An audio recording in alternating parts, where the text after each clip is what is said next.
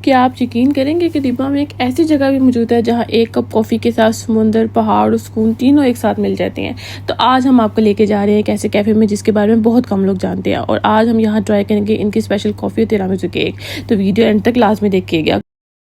अस्सलाम वालेकुम, कैसे हैं आप सब लोग? उम्मीद है आप सब लोग खैरियत से होंगे।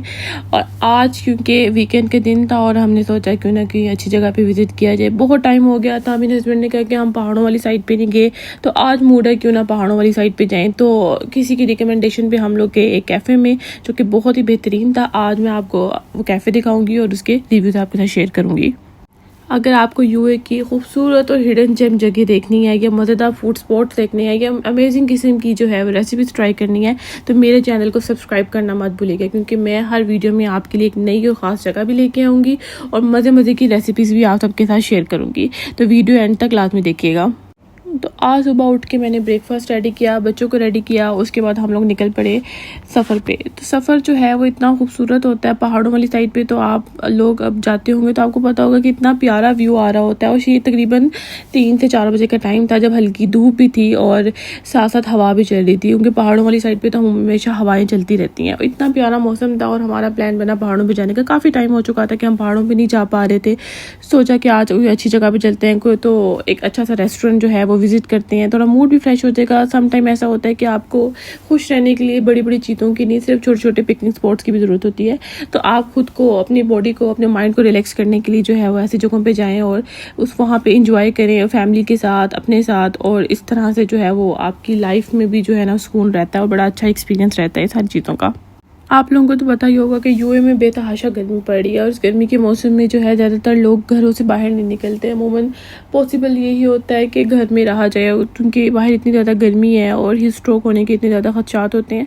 तो जिन्होंने ऑफिस में जाना होता है, स्कूल कॉलेज जाना होता है, वो बच्चे तो और वो लोग तो जा रहे होते हैं, लेकिन जो घर में रहने वाले बच्चे होते हैं या हाउस वाइफ्स होती हैं वो कोशिश करते हैं कि वो बाकी फैमिली मेम्बर्स घरों में रहें, क्योंकि इतनी ज़्यादा गर्मी है, कहीं जाने का भी मूड नहीं होता।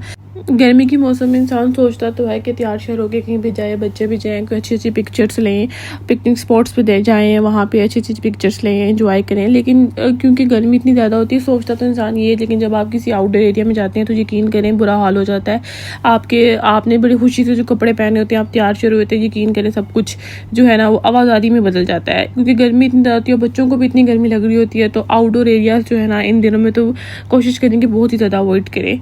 जिस दिन हम लोग गए थे इस दिन वीकेंड था और इस दिन थोड़ा बहुत मतलब बेहतर मौसम था। अगर आपने पहाड़ों वाली साइड पे जाना है तो वहाँ पे आप बेशक जाएं, क्योंकि वहाँ पे हवा वगैरह चलती रहती है, वहाँ पे इतनी ज़्यादा ह्यूमिडिटी नहीं है। नॉर्मली दुबई वाले एरिया में या शारजा में बहुत ज़्यादा ह्यूमिडिटी पड़ रही है, जिसकी वजह से बेहतर यही है कि आप बच्चों को और खुद जो है वो घरों में रहें और शाम के टाइम निकलें बाहर और आउटडोर अवॉइड करें। वैसे भी यहाँ पे जितने भी आउटडोर्स होते हैं वो गर्मियों के मौसम में बंद हो जाते हैं। जब विंटर आएगा या स्प्रिंग का सीज़न आएगा तब वो जो ओपन होते हैं और फिर लोग जो है एंजॉय करते हैं। मुझे वैसे भी ज़्यादातर यहाँ के एरियाज़ का इतना नहीं पता, लेकिन जैसे जैसे मैं अब यहाँ पे जाती हूँ घूमने के लिए या पे हम लोग कहीं पे भी विज़िट करने के लिए जाते हैं तो फिर थोड़ा थोड़ा एरियाज़ का पता चल जाता है। जैसे आज हम लोग दिब्बा जा रहे थे तो मुझे नहीं पता था दिब्बा कौन सा एरिया है। उमूमन ये दूसरे शारजा वाली साइड पर तो हम अक्सर जाते आते रहते हैं, जो पहाड़ वगैरह इस तरह की जगहों पर, और भी काफ़ी सारे यहाँ पर एरियाज़ हैं, तो वहाँ हम अक्सर जाते आते रहते हैं, लेकिन मुझे दिब्बा के बारे में नहीं पता। तो ये हमारा फर्स्ट टाइम था कि हम दिब्बा वाले एरिया में जा रहे थे और सुना भी हुआ था कि दिब्बा बहुत खूबसूरत जगह है।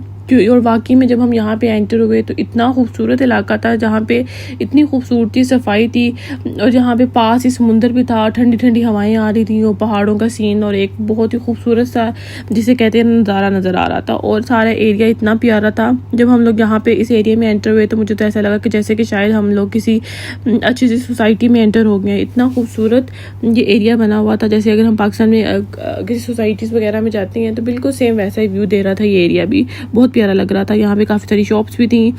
सम टाइम ऐसा होता है कि हमें पता नहीं होता, अचानक से प्लान बन जाते हैं, बड़े क्विक प्लान बनते हैं और फिर वो प्लान बहुत ही अच्छे साबित होते हैं। सेम इसी तरह आज भी हमारे साथ हुआ था कि हमारा बड़ा जल्दी से प्लान बना था। मतलब अचानक हम लोग सुबह उठ के सोच रहे थे कि पहाड़ों वाली साइड पे चलते हैं किसी अच्छी जगह पे, और फ़ौरन क्विक सा प्लान बना और जब हम लोग यहाँ पे आए तो इतना अच्छा लगा। वाकई में ये सच में ऐसा होता है कि क्विकली जो भी प्लान बनते हैं ना वो वाकई में सक्सेसफुल होते हैं, कि झटपट बनने वाली चीज़ भी बड़ी मज़े की बनती है और झटपट बनने वाले प्लान भी जो होते हैं ना वो बड़े सक्सेसफुल रहते हैं। और सेम हमारे साथ भी आज ऐसे ही हुआ। तो यहाँ हम दिब्बा पहुँच चुके हैं। हम देखें इतना खूबसूरत मंज़र है, ये सारा पानी, ग्रीनरी हर तरफ और बड़ा साफ़ सुथरा सा, और पहाड़ और खुशबूदार हर जगह पे। इतनी प्यारी ये खुशबू थी फूलों की, यहाँ पे हर जगह पे फ्लावर्स भी थे। बहुत प्यारा मंज़र था, ऐसा लग रहा था कि वाकई में आप किसी पुरसकून और ख़ूबसूरत जगह पे आ गए हो। सम टाइम ऐसा होता है कि आप रास्ते में ट्रैवल करके जा रहे होते हो और आपको जो मंजिल आने से पहले जो है ना, रास्ते से आपका दिल खुश हो जाता है। मतलब आप रास्ते से इतना सेटिस्फाई हो जाते हो, इतने खुश हो जाते हो कि आपको मंजिल पे जाते जाते आपकी खुशी जो होती है ना डबल हो जाती है।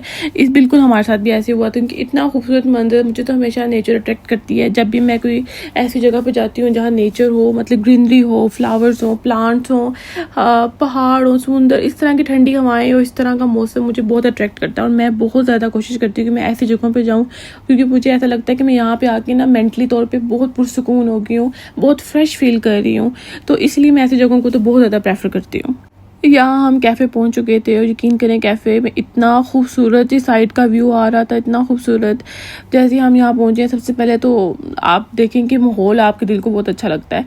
फिर उसके बाद समुंदर और खूबसूरत मंजर, हर तरफ पहाड़, ठंडी हवा, और सबसे बड़ी बात ये शहर के शोर से बहुत दूर है, क्योंकि थोड़ा हट के साइड पे जगह है और मतलब सिटी वाले एरिया से थोड़ा हट के है, इसलिए शायद यहाँ पे बहुत ज़्यादा सुकून है। बहुत सारे लोग मैंने यहाँ पे देखे अपनी मतलब ड्राइव करके आए हुए थे और यहाँ वॉक कर रहे थे, जॉगिंग कर रहे थे, मतलब ये ट्रैक बना हुआ था, एक्सरसाइज कर रहे थे।